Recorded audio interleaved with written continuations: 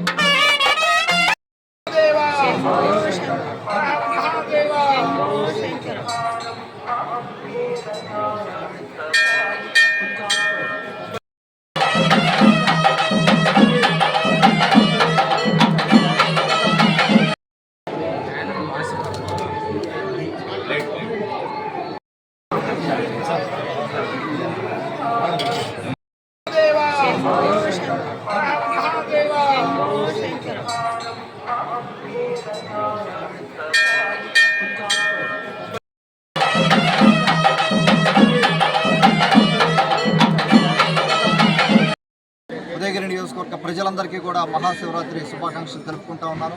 శివుడు ఆశీస్సులు అందరి మీద ఉండి అందరూ అన్ని కుటుంబాలు చల్లగా ఉండి అభివృద్ధి చెందాలని ఆకాంక్షిస్తూ మనస్ఫూర్తిగా కోరుకుంటూ వారికి మరొకసారి ధన్యవాదాలు తెలుపుకుంటూ సెలవు తీసుకుంటాం. ఇది గుడికి సంబంధించింది కాబట్టి కొంత ప్రయారిటీ తక్కువ ఉంటుంది. అదే గుడి బడో కానీ లేకపోతే ఏదన్నా సంబంధించి గవర్నమెంట్కి సంబంధించింది కానీ అయి ఉంటే ఈ వరకు మనకు శాంక్షన్ వచ్చి ఉండేది. కానీ గుడి అయినా కూడా నేను నా ప్రయత్నం నేను చేస్తాను. దీనికి ప్రతి సంవత్సరం కూడా మనం రోడ్ రిపేర్ చేసుకోవాల్సి వస్తూ ఉంది. అదేవిధంగా రోడ్డు కంటిన్యూగా వేసుకొని దీనికి ఇంకా చేయాల్సింది కూడా చాలా ఉంది. దీని ఎండోన్మెంట్కి తీసుకొని వెళ్ళి ఫండ్ తీసుకురావాలి, దీన్ని డెవలప్ చేయాల్సిన అవసరం ఉంది. ఖచ్చితంగా నేను బాధ్యత తీసుకుంటాను. ఈ టర్మ్లో మనకు ఎంత అవకాశం ఉన్నా కూడా తీసుకునేదానికి అవకాశం ఉంది. సిఐ గారు తెలిసింది, సిఐ గారు చాలా జాగ్రత్తగా చూసుకుంటున్నారు. ఇక్కడ లాస్ట్ ఇయర్ కూడా జాగ్రత్త చూశారు.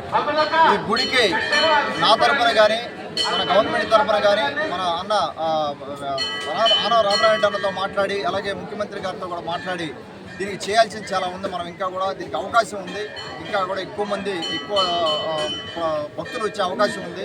అవకాశం వచ్చేదానికి ఇన్ఫ్రాస్ట్రక్చర్ కూడా కొంత పెంచుకుంటే ఇంకా భక్తులు ఎక్కువ మంది వచ్చి శివుడి ఆశీస్సులు తీసుకునే దానికి అవకాశం ఉంటుంది. కాబట్టి రాబోయే రోజుల్లో ఆ విధంగా ప్రయత్నం చేస్తాం.